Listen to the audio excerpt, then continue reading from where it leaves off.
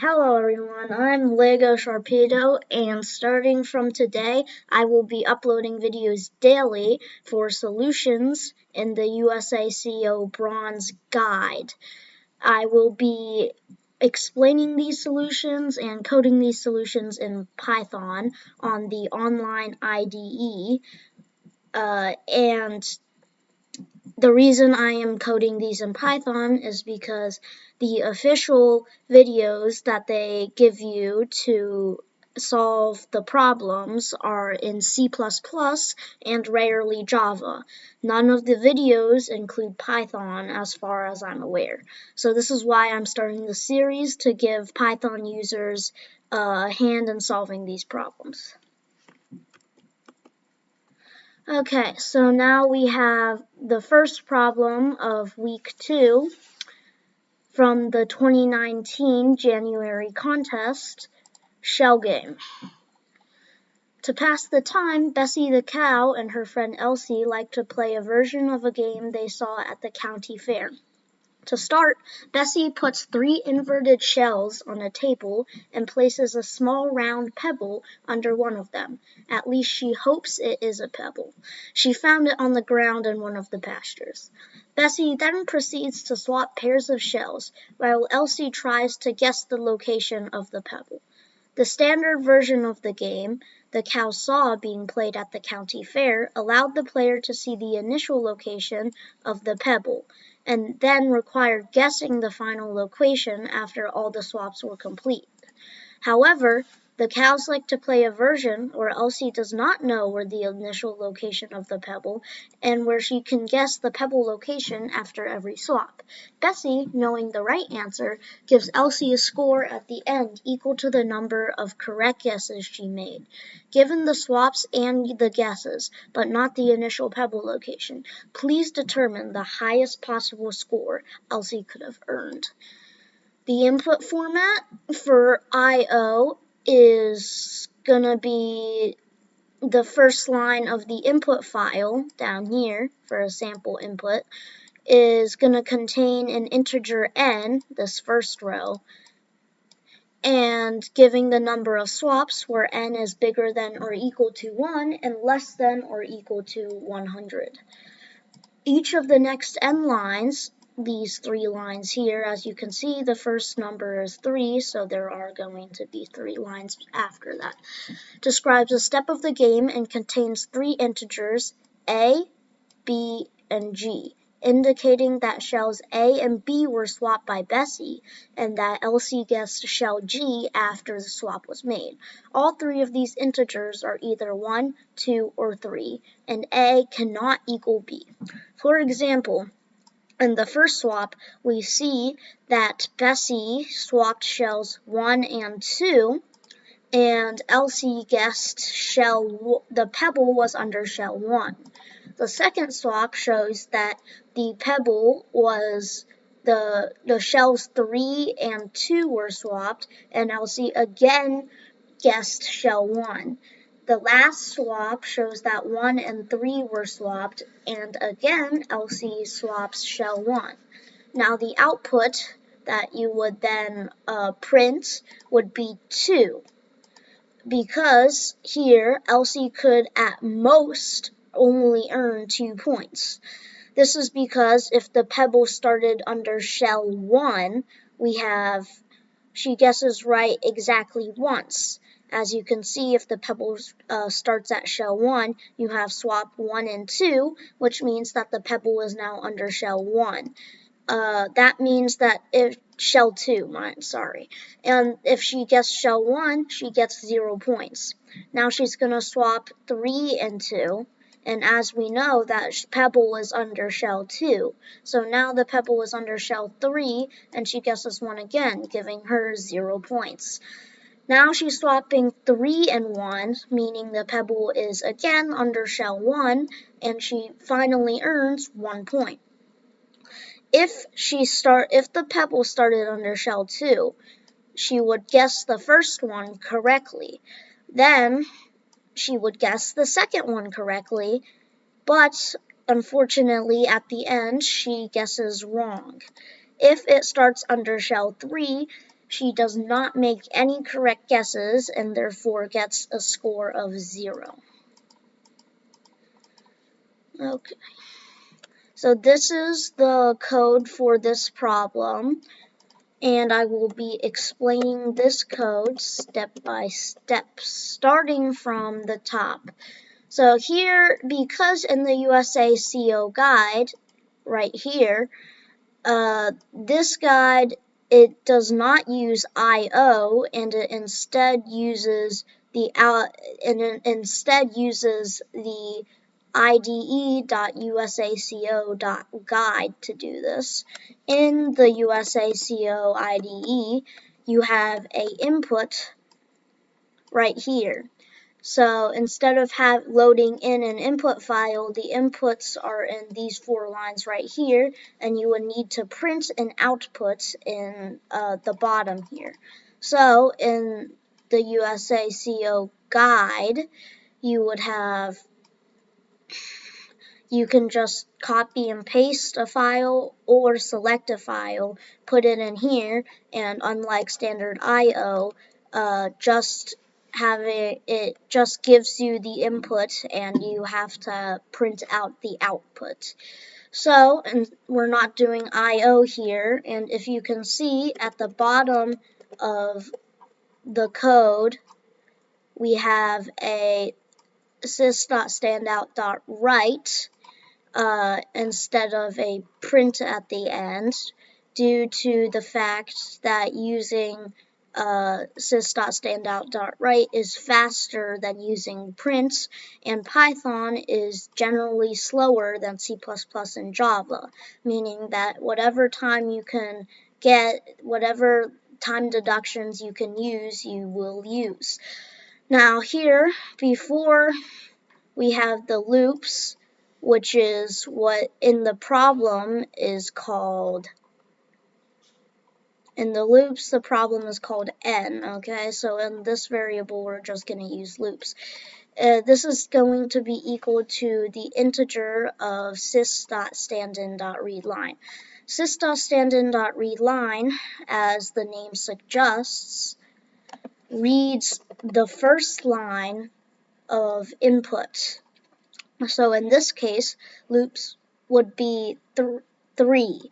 But now we have a int, which means that the loop is not a string, but is now an integer. This is important because we will later be using loops in a for loop, so the loops must be an integer. Now, before we hop into the actual solution here, we are going to be first defining a function. So here we call this function pebble location, with pebble, which is where the pebble is, and swapped, the 2 shells that have been swapped during this turn. Now, if we have swapped 0, where swapped would be a format such as 0, 1, swapped would be a format such as 1, 2, where shells 1 and 2 would be swapped. So now, keeping this in mind, we have swap 0, which again, from the example I just typed, would be 1, and if the pebble location is 1, then the new pebble location is now the swapped 1, which would now mean that pebble is 2. Because in this example, let's say pebble is in position 1, then swapped 0 is 1, so if the pebble is under shell 1 and it gets swapped, is now under 2, because swapped 1 is 2, and since the 2 shells are being swapped, if pebble is under 1, then it's under the other. Then after the turn, it will be under the other. Now, here we have a elif, and keep this in mind because the elif is there for a reason. We do not use else because if the swap is, for example, 2, 3, then if the pebble is under 1, then this wouldn't run. But if this was an else, this would run anyway, even if the pebble was not under either of these shells. So keep that in mind. We have an elif here, and if swapped 1, so this one is equal to the pebble location, then pebble is now equal to swap 0 using the same logic here, and then we are returning pebble because this is again a function. Okay, so now we have a input here. We have an input list and or array, and we use a for loop for index and range. 0 loops. Keep in mind, loops is the amount of turns or swaps there are. Inputs.append. This we have array in an array, and inputs index, which is here, would be equal to sys.stand.readline.split. So the reason we have a split here is because not only is this very useful, since we have 3 values here, split actually makes these 3 values a list or array and gets rid of a new line, which is a enter, that would cause problems in the code. So with the inputs, we have sys.standin.readline.split, and now over here we will be fine. In this case, we do not do an int because keeping these as a string will be fine, because our pebble location function, it doesn't matter if the pebble is an integer or a string. Alright, moving on to the actual solution function. We have the biggest correct equals 0. This means that the biggest possible amount Elsie could have guessed from the swaps. We start this as 0, as 0 is the lowest value she could possibly get. Now we have a for I in range, 1, 4. We have a 1, 4 because if we did a print this would run 1, 2, 3, which is what we do need because we are testing individually if the pebble started on 1, if the pebble started under 2, or if the pebble started under shell 3. Now we have a pebble equals I, as I just explained, and we have a correct variable, meaning how many Elsie guessed correctly when the pebble is under a certain shell. We have another for loop here for index and range 0 loops. Again, this runs for how many swaps it takes. A, B, and G, as mentioned in this problem, where A, B, and G are the swapped and the guessed, is equal to inputs index, because as mentioned before, inputs are the swaps and index will be the index that you are taking from this. And in this case, the first time this runs through, this will be taking the first swap, and the second time this runs through, it'll be taking the second swap, and so on. Now here we have a swap equals the int of A and the int of B, changing these to integers, and we have a pebble location, pebble equals pebble location, pebble, and swaps. So now that we have a pebble swapped, if the integer of G is equal to pebbles, keep in mind we have 2 equal signs here to avoid a syntax error. And we have a pebble equals here because in this function we have a return. Okay, so now we have if int G is equal to pebble, this means that if the third guess, if the Elsie's guess is equal to where the pebble is, then you will add 1 to correct.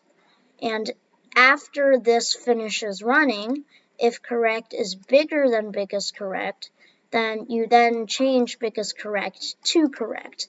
And this runs until it checks 1, 2, and 3. Then you are going to use the function sys.standout.write because it is again faster than print to print or write the string of biggest correct. Keep in mind that when using this function, you must make sure that what's written is a string because this does not take integers.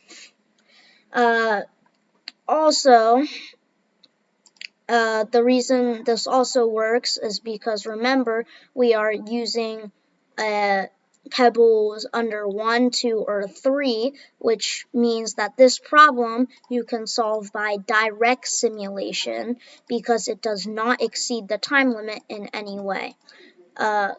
So after that you run the solution, and if you see here we have the things. So zooming in, we have 3, 1, 2, 1, 3, 2, 1, 1, 3, 1, which is the exact same as the sample input. Now we see here that the output should be 2 and moment of truth. As you can see, it did print 2.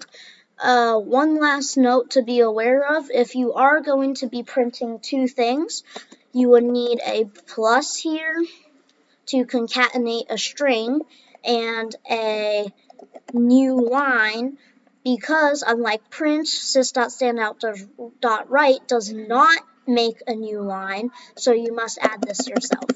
But in this case, we only need to print one single thing, so that is not necessary. Now, if we do want to run this code inside shell game, you can either download file, which is Control S, or you can copy this entire code, copy and paste, Control C. If you're on Mac, that would be Command C. And here you select Python. You paste in the code. Remember, you can always click here to select the file if you did download it. And you submit the code. Now you'll see that the grading will be in progress and done. And if these are all green, you will earn 100 out of 100. As you can see, the biggest time that this took for the code was for test case 5, which took 0.12 seconds in the guide's grading server. Keep in mind, submitting this code into the actual shell game once you've logged in would not work, since before 2020, all USACO problems use standard I/O, meaning that printing it directly would not work. So this is why you can only use USACO's guide to check if your answers are correct, or you can change the code or modify it to use standard I/O. So that is the first problem of week 2 USACO Bronze Guide, and I will see you next time. Bye.